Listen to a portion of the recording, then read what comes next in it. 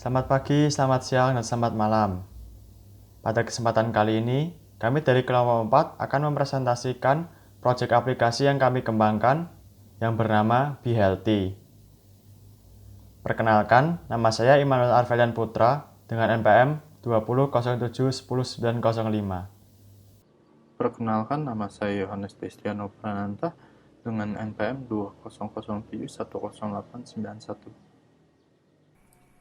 Perkenalkan, nama saya Metodius Fernaldi Fasi Valentino, NPM 2007100867. Sekarang, saya akan menjelaskan masalah apa yang menelatar belakangi terbuatnya ide aplikasi ini. Yang pertama, banyak orang yang takut untuk konsultasi dengan dokter ke rumah sakit, dan banyak orang juga yang tidak memiliki waktu banyak untuk berkonsultasi dengan dokter secara langsung. Alasan kedua, banyak orang sering melupakan minum obat sesuai jadwal. Saking banyaknya obat yang didapatkan, maka orang-orang seringkali lupa akan jadwal minum obat tersebut. Alasan ketiga, banyak orang yang masih kurang mengetahui tentang P3K atau penanganan pertama pada kecelakaan secara darurat. Dan alasan yang terakhir adalah sistem pendaftaran offline yang mengakibatkan pasien mengantri dan menunggu untuk waktu yang lama dan kurang efektif pula jika dilakukan di rumah sakit. Walaupun ada fitur untuk memesan nomor antrian secara online, banyak orang masih belum mengetahui bagaimana cara mendaftar secara online.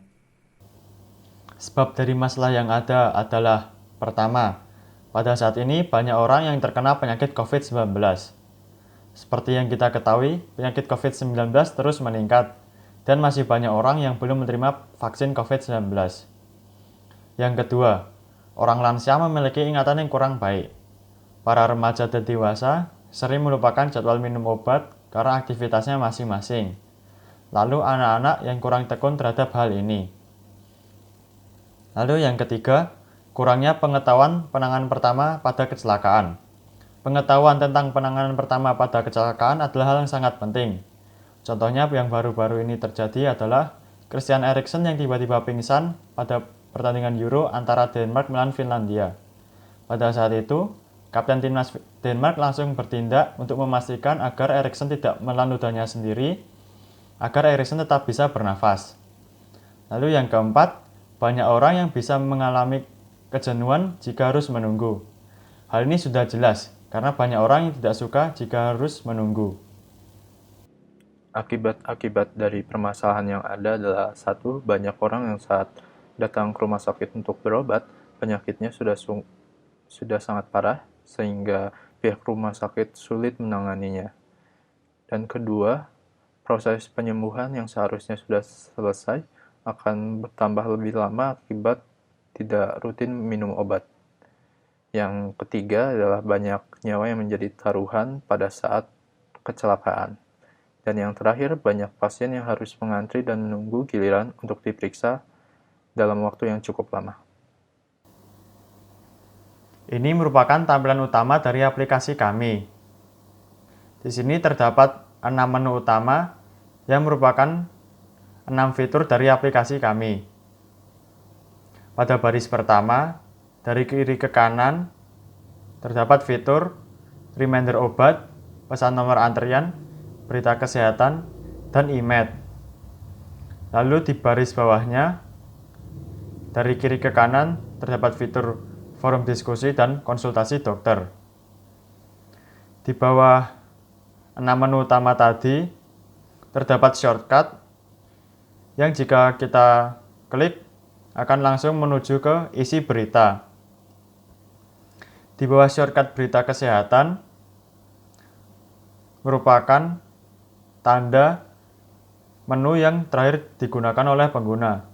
Di contoh mockup tertulis e-med terakhir dibuka.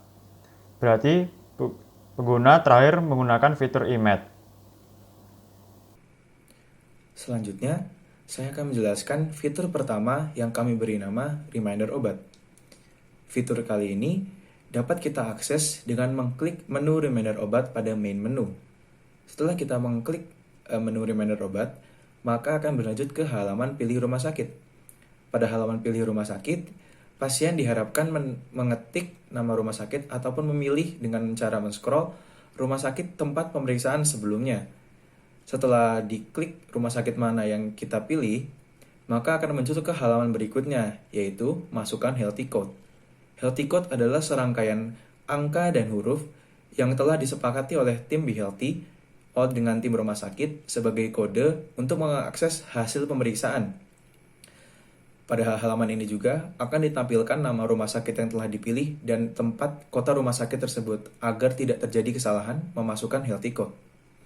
Setelah kita memasukkan healthy code dan diverifikasi, maka akan menuju ke halaman berikutnya, yaitu halaman hasil pemeriksaan. Pada halaman ini akan ditampilkan hasil pemeriksaan dengan kesepakatan yang telah disepakati oleh tim Be Healthy dengan tim rumah sakit. Hasil pemeriksaan apa saja yang boleh dibagikan kepada pasien atau kami sebagai pihak ketiga mengetahui hal tersebut. Hasil pemeriksaan ini telah disepakati, jadi tidak mungkin ada kesalahpahaman dan pasien juga sebelumnya akan diberitahu bahwa hasil pemeriksaan ini akan diketahui oleh kami pihak ketiga sebagai pihak developer. Pada hasil pemeriksaan ini akan ada hasil-hasil atau informasi-informasi yang penting sebagai dasar kami melakukan mengeset reminder obat. Setelah hasil pemeriksaan ini, lalu pasien bisa mengklik set reminder untuk menuju ke halaman berikutnya. Halaman berikutnya adalah set reminder. Pada halaman ini, di bagian atas akan tertulis list obat apa saja yang tadi sudah dibeli dan ada di hasil pemeriksaan. Lalu di bawahnya ada kalender dengan beberapa tanggal yang sudah ditandai secara otomatis oleh aplikasi kami untuk sebagai penanda bahwa pada hari itu pasien diharapkan meminum obat. Lalu di bawahnya, jika kita mengklik salah satu tanggal yang sudah ditandai tersebut, maka akan keluar informasi obat apa saja yang akan diminum dan jam berapa saja dengan ada checklist. Checklist ini nantinya harus diisi ketika pasien sudah meminum obatnya sesuai dengan notifikasi yang keluar sebagai alarm. Lalu juga di sini ada tombol edit. Nah, pada tombol edit ini pasien bisa mengedit jadwal sendiri atau mengedit jam-jam sendiri untuk obatnya akan diminum jam berapa sampai jam berapa. Lalu setelah set reminder ini selesai, maka di bagian bawah akan ada tulisan set reminder dan maka semua reminder itu akan terset dan terulang sesuai dengan jadwalnya. Jika sudah menunjukkan jam dan tanggal untuk peminum obat, maka akan tampil notifikasi yang mengingatkan kita untuk meminum obat tersebut. Setelah notifikasi tersebut keluar, akan ada juga pemberitahuan untuk melakukan checklist terhadap obat yang sudah diminum pada jam tersebut, agar pasien juga tidak lupa sudah meminum obat tersebut pada jam berapa dan jam berapa. Selanjutnya adalah fitur kedua kami yang kami beri nama pesan nomor antrian. Fitur ini dapat diakses dengan mengklik menu pesan nomor antrian pada main menu. Setelah mengklik menu tersebut, maka akan muncul halaman pilih rumah sakit. Pasien dapat mengetik rumah sakit mana yang akan dituju ataupun melakukan scroll dengan mencari rumah sakit yang akan dituju. Setelah menentukan rumah sakit mana yang akan dituju, maka klik saja rumah sakit tersebut. Setelah diklik, halaman berikutnya akan muncul beberapa informasi tentang rumah sakit tersebut, seperti nama rumah sakitnya, alamat rumah sakit, nomor telepon yang dapat dihubungi di rumah sakit tersebut, dan juga jam buka rumah sakitnya. Setelah itu ada dua tombol di bawahnya, yaitu hubungi lewat telepon dan kunjungi situs pendaftaran. Untuk hubungi lewat telepon, setelah pengguna mengklik pada menu telepon tersebut, maka akan langsung berlanjut menelpon pihak rumah sakit sesuai nomor yang sudah terdaftar. Lalu jika situs pendaftaran, maka pasien juga akan langsung diarahkan ke situs pendaftaran online yang sudah disediakan oleh rumah sakit tersebut. Tidak semua rumah sakit memiliki situs pendaftaran online. Bagi rumah sakit yang tidak memiliki situs pendaftaran online, maka hanya akan ditampilkan menu hubungi lewat nomor telepon. Dengan cara ini, pasien juga tidak akan sulit menemukan nomor telepon mana yang seharusnya dihubungi untuk menghubungi rumah sakit tersebut. Dan juga situs pendaftaran dapat ditemukan dengan mudah dengan fitur ini. Fitur ketiga adalah konsultasi online. Tampilan pertama jika kita memasuki menu ini adalah terdapat tulisan pilih dokter di bagian atas sendiri. Lalu, terdapat search bar untuk mencari dokter yang kita inginkan. Lalu di bawahnya terdapat banyak daftar nama dokter dengan jadwal ketersediaan. Jika pengguna ingin melakukan konsultasi online, hal pertama yang harus dilakukan pengguna adalah memilih dokter berdasarkan hari dan jam yang diinginkan oleh pengguna. Setelah itu, pengguna dapat mengeklik tulisan daftar yang berada di bawah nama dokter. Pada saat konsultasi, pengguna akan diberikan waktu 30 menit gratis untuk melakukan konsultasi. Konsultasi ini dapat dilakukan dengan chatting maupun telepon. Jika waktu dirasa akan mendekati 30 menit, terdapat peringatan yang menunjukkan bahwa waktu akan habis. Yang fitur keempat adalah berita kesehatan. Fitur ini memiliki fungsi seperti aplikasi berita yang sudah kita ketahui sebelumnya, seperti detik.com, kompas.com, maupun CNN Indonesia. Fitur ini akan berisi artikel maupun berita tentang dunia kesehatan. Contohnya adalah info terkini tentang suatu penyakit, lalu cara melestarikan gaya hidup sehat, lalu juga bisa tips and trick melakukan olahraga bagi orang yang tidak menyukai olahraga. Lalu tampilan pada fitur ini yang pertama kita lihat adalah terdapat berbagai macam berita yang tersusun rapi dari atas ke bawah, dengan satu berita yang memiliki ilustrasi gambar lebih besar daripada yang lainnya yang berada di atas sendiri, yaitu merupakan berita yang paling banyak dibaca oleh pengguna. Lalu jika kita sudah memilih berita mana yang kita inginkan, kita akan masuk ke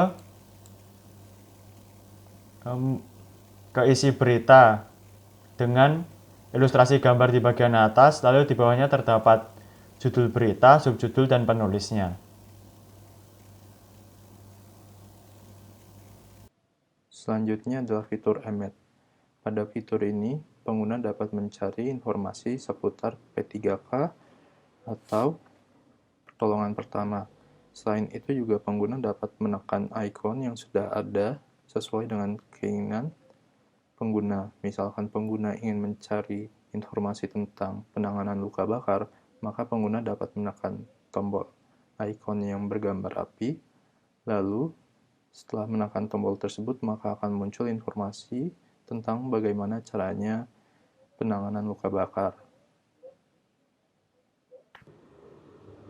Fitur terakhir adalah forum tentang kesehatan, di mana fitur ini memiliki fungsi untuk berdiskusi tentang kesehatan. Pengguna dapat mencari pertanyaan seputar kesehatan. Jika memang pertanyaan itu tidak ada, pengguna dapat menambahkan pertanyaan tersebut.